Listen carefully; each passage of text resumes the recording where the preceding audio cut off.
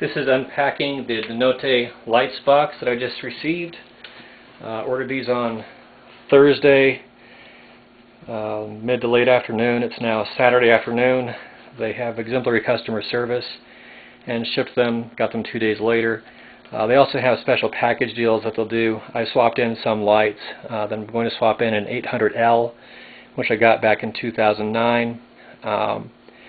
They're giving me, well, I'm buying some XML3 lights, 2 XML3s, and they're also giving me a new 400R light that I'm purchasing, and I'm going to send back my 800L light and a 400L light, which they're going to mount a quick release on, which is convenient if you park your bike at a university like my wife does.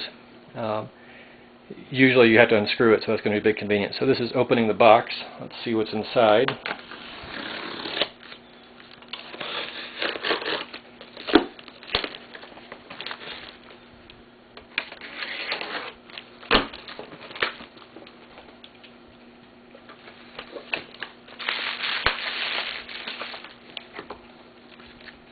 This is the envelope, of course, for returning my lights that I'm sending back for swapping out and for putting a quick release on. There's a packing note showing the XML3, 2 XML3 lights, and returning some stuff. I also am getting a 400L headband, so that'll be fun, useful for camping trips and such. So let's see what's in this first box.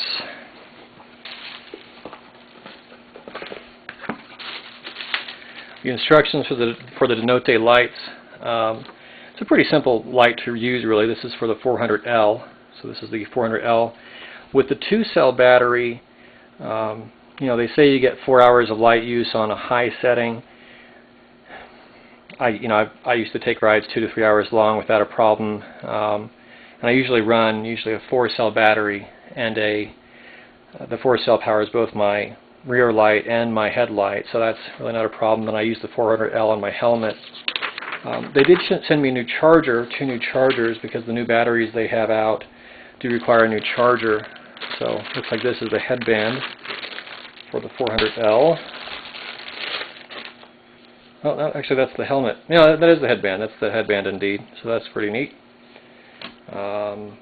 A Y splitter. This is what I use to run my headlight and my tail light off of just one battery. Pretty convenient that they ship this to you. There is usually an additional cost for this item, but it is very useful to have. Makes it so you don't have to carry 2 batteries at once. And these are the installation components for the 400L light. Various size clamps and other things, so you can adjust the placement and location on your bike for both oversized and undersized pieces. And then here is the light engine itself. This looks like, actually this is, I guess, the 400R is what this is. I think that's the 400R. And indeed there's a quick release mechanism on it, so that's a big improvement over what I had in the past. In the past we'd have to take this unit off with a screw mechanism, which is easy but a bit of a pain anyway. So this one is going to go on the back of my wife's bike, so she can ride at night safely and be seen from behind, which is always a nice thing. I'm going to have to charge the batteries, so we'll do a separate video to show that, but unpacking the box is always a fun thing to do. And up next, I'm excited to see the XML3 lights. I've only seen pictures of them online and what they can do online, and I have to say it is some pretty exciting stuff. The 800L light, I'll post a video comparing the 800L to the XML3 later. The only problem I've had with the 800L light is that it has a big barrel shape to it, and so it tends to project light, especially on bike paths. Oncoming bicyclists and joggers often complain about it shooting in their eyes, so I'm hoping the XML3, which seems to have a narrower beam pattern, might address that issue. So these are the directions for the XML3 light. The XML3, they say, is rated at 1200L. I've seen reports online that say it actually measures at a 1550 lumen capacity, You know, I don't have a way to measure lumens, so we'll just have to see how it seems to ride. Various mounting options are included for both, well, for the 800L, which I'm going to swap out, the 1200L, the XML3. I have read online anyway that the mounting options are now much easier for the XML3 than they were for the 800L.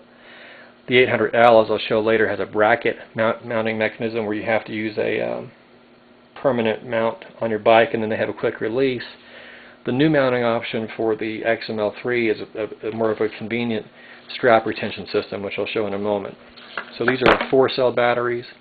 The weight of the 4-cell battery comes in at, I think it's 240 grams. Yeah, 240 grams, a 4-hour charge time, and on a steady, light, high setting, 2.5 hours, medium setting, 5 hours, low setting, 10 hours.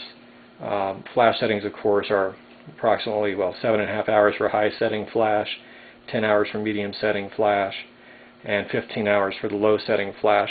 When I used to ride a lot at night, I would ride with my 800L on a lower medium setting, 40 and 50 miles at a time, and I never had any problems with the batteries at all, going out early or unexpectedly, and I never had a problem with the light overheating either.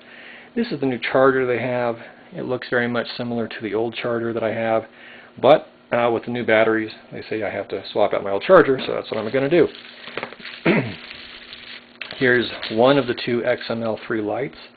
It is considerably smaller than the 800L light.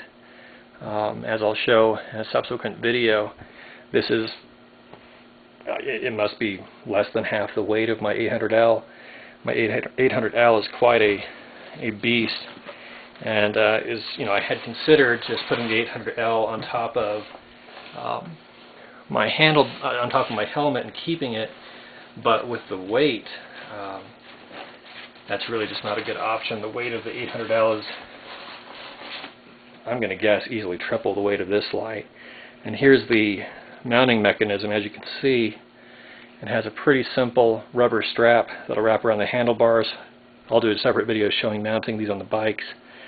And this is going to be quite a bit easier than mounting the old one. You'll see the light that I have mounted on my bike presently is on an extender bar, and the mount's permanently on there, so it kind of looks junky when you're riding without it during the day, and it's harder to take off. So that's a pretty convenient light. Notice all the heat sinking as well. The heat sinking on the DiNotte lights is some of the best that I've seen, including lights I've shot for at the store. But on my 800L, for instance, that light gets really hot to the touch, and it's all this heat sinking that allows the light to operate with capacity. The XML3 is called that because it has 3 Cree XML3 LED lights in it. They have the dual quad, the 1200L, that has two cannons like this with 4 XML3 lights. I suppose for mountain biking that might be useful, but I'm strictly a road guy. Here's the helmet mount. The helmet mount, I'll show you how that works real quick while we're here. The helmet mount will just wrap here. You thread this piece, the rubber piece, through the bottom there, and then you latch it down, pull tight, and there you go. That's it. And you can adjust the tilt, as you can see, like that. And you can also, I believe, it has a pivot, so you can pivot it left and right as well. So here it'd be straight on, and you can pivot it to the sides. That's really important because when you're riding on a path or trail, especially a paved path like we have here in Albuquerque on the Bosque Trail, as you have an oncoming cyclist, it's very helpful to be able to point it off to the right off the path. And you'll see on my bike I have a Surface Thunderbolt light that I use, so I have permanent lighting in front of the bike.